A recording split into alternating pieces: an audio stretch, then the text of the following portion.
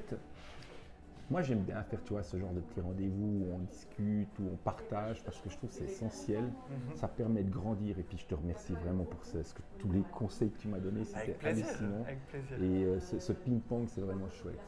Et j'ai l'impression que toi, c'est quand même, toi tu traites vraiment, ben, bien sûr, beaucoup tout ce qui est IA, tout ça, mais il y a quelque chose qui rejoint en fait un petit peu ce petit moment qu'on a partagé ensemble, c'est que toi, tu privilégies quand même vraiment les formations en présentiel. Oui, c'est vrai que c'est l'humain avant tout. Mhm. C'est vrai que j'ai eu des opportunités de faire en ligne et autres, mais c'est pas pareil. Puis je pense pour un sujet comme l'IA, on a besoin d'échanger.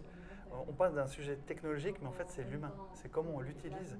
Et surtout avec les craintes que les gens peuvent avoir avec l'IA, le fait de pouvoir être présent, de pouvoir répondre aux questions, de pouvoir interagir, de pouvoir sentir aussi la dynamique des participants, ça c'est essentiel et c'est les meilleures formations qu'on peut faire avec ça. Ouais, donc toi, c'est rigolo parce que je pense que beaucoup de gens se disent l'IA, ça va remplacer l'humain, tout ça. Toi, tu formes les gens à ça, mais par contre, tu mets vraiment l'humain au centre et tu sais que sans l'humain, l'IA ne va pas être, disons, précise, Oui. va pas être, hein, c'est un peu ça. Oui, ça n'a aucun intérêt. Pour moi, l'IA sur l'humain n'a aucun intérêt. On voit partout sur LinkedIn des posts de c'est la mort de tel métier, c'est la mort des graphistes, c'est la mort des secrétaires. Ouais. Et en fait, je pense qu'on fait fausse route parce que c'est cette idée de co-intelligence. En fait, ce n'est pas l'IA versus l'humain, c'est les deux ensemble. Puis qu'est-ce qu'on peut faire avec ça? Reste un outil. Et cet outil, on peut faire des choses intéressantes. Il y a ce côté aussi, des fois, de le mettre de côté. Des fois, la meilleure manière d'utiliser l'IA, c'est de ne pas l'utiliser. C'est de réfléchir de son côté. Par contre, dès l'instant où on bloque sur quelque chose, tu demandes à l'IA de dire, de te poser des questions. Un point que j'aime bien, et du coup, je peux te dire aussi ici, c'est qu'on a des fois l'impression que l'IA, on doit lui demander des solutions, des réponses. En fait, on doit plutôt lui demander de nous poser des questions.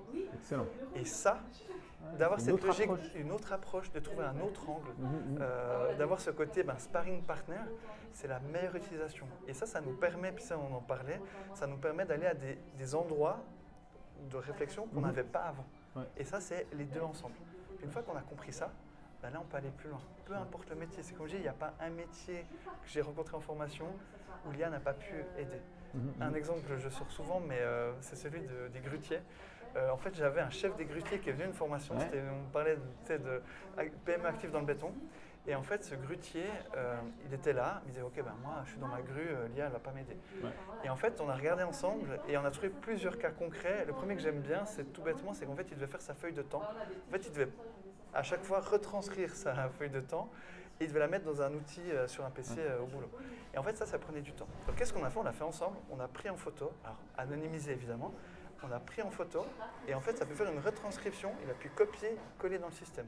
Le deuxième cas pratique qu'on a trouvé, c'était une fois que sa grue est mise en place, il devait remplir un rapport, une sorte de fiche qui expliquait comment elle était lestée, où elle se trouvait dans le chantier pour les autres corps de métier avec ça.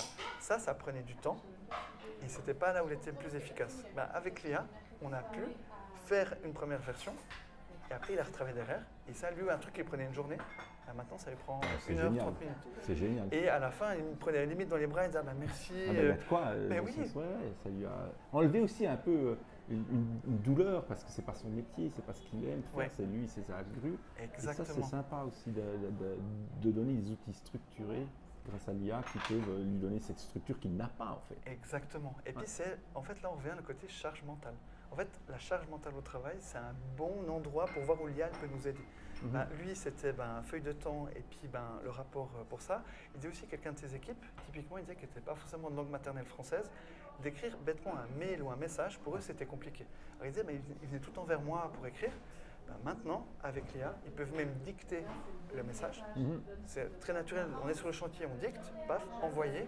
Et ça permet à des gens qui, des fois, avaient cette douleur, bêtement de dire mais j'ose pas prendre la parole parce qu'on va me juger, parce que j'ai des fautes d'orthographe et autres. Elles peuvent prendre la parole.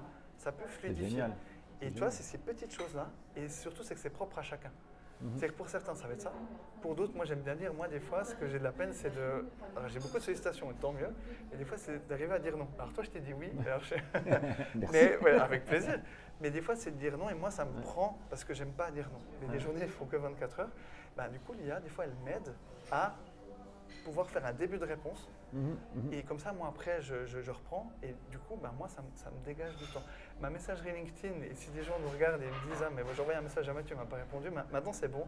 Jusqu'à encore quelques temps, j'avais plein de messages. Et je n'arrivais pas à les traiter, je n'avais pas le temps, j'étais en formation. Ben, du coup, je me suis fait un prompt que j'utilise. Ça me fait la première base. Et je peux répondre bien non, bien oui, discutons.